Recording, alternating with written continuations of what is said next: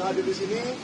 Kita hari ini sangat berbahagia ya bahwa barang yang kita nantikan, barang yang kita sudah minta selama berbulan-bulan, bahkan dengan lelah, keluar waktu, tenaga, dan segala macam, kita minta ke Komisi Informasi, akhirnya hari ini dibuka, yaitu ijazah yang digunakan Joko Widodo untuk mencalonkan diri jadi presiden di tahun 2014 dan 2019. 2014 yang bawah, 2019 yang atas.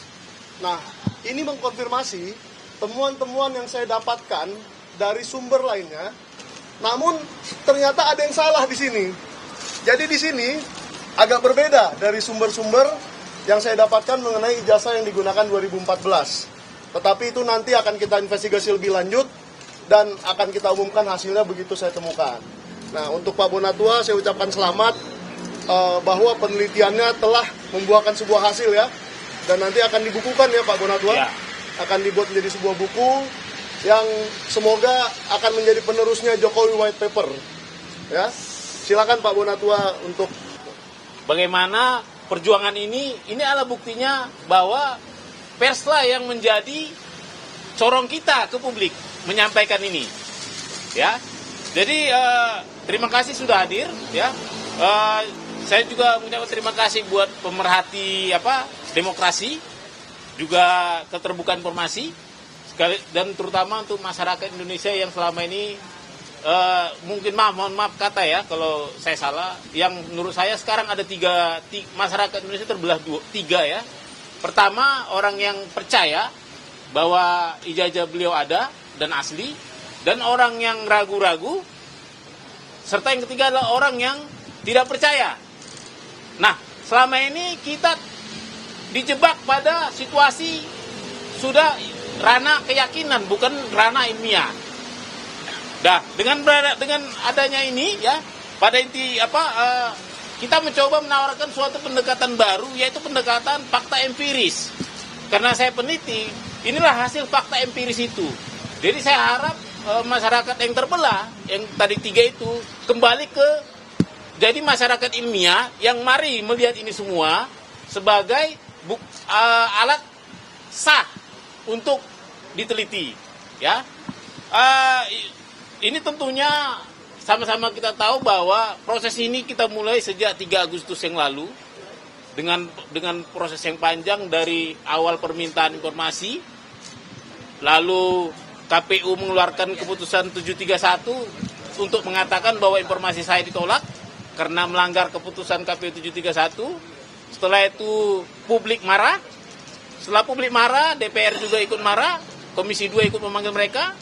Lalu setelah itu saya juga mengirimkan keberatan, dan keberatan saya itu dijawab dengan dicabutnya keputusan 731 dan disertai dengan diserahkan juga yang 2 ini, tapi ya dengan 9 item yang disembunyikan.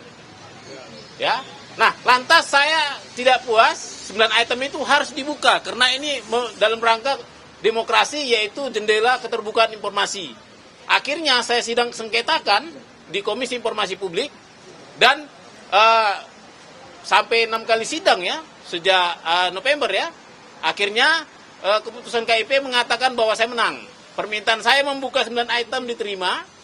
Setelah itu KPU dikasih kesempatan untuk banding ke petun, dan itu yang ternyata KPU cukup bijak, tidak mau menggunakan uang rakyat untuk melawan rakyat. Ya, dengan kata lain, terima kasih KPU ya. Artinya memang ini buktinya bahwa tak sempat saya simpan ini, selalu langsung saya kasih ke publik. Nah, dengan begitu ya, mengapa inti acara kita ini adalah menerima salinan resmi fotokopi ijazah ya. Ini saya fotokopi ijazah terlegalisir berwarna tanpa sensor. Menyambung kata Bang Mike tadi, ya. Inilah data ijazah pertama dari pintu depan KPU. Meskipun saya tahu, saya teliti banyak ijazah yang dari pintu belakang yang beredar ya. Nah, ini nanti akan kita teliti, tujuannya peneliti, mohon kita dibantu ya Pak publik. Isu ijazah ini kan sudah memecah kita jadi 3 kubu tadi. Nanti mari kita di medsos di mana-mana kasih data yang benar. Ya. Yang pasti jangan sampai kita menjadi fitnah. Ya, jangan sampai kita terjebak perbuatan tidak menyenangkan, melanggar undang-undang. Kita ini bisa jadi peneliti dengan apa? Dengan data yang benar. Inilah data yang benar.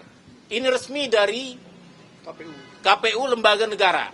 Meskipun kalian harus ingat bahwa ini memang benar data sekunder, tapi ini belum teruji secara klarifikasi maupun autentikasi.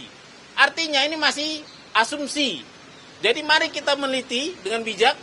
Artinya kalaupun nanti ini kita temukan benar atau salah, kita masih butuh yang namanya yang fisiknya, sumber fisik dari fotokopi ini.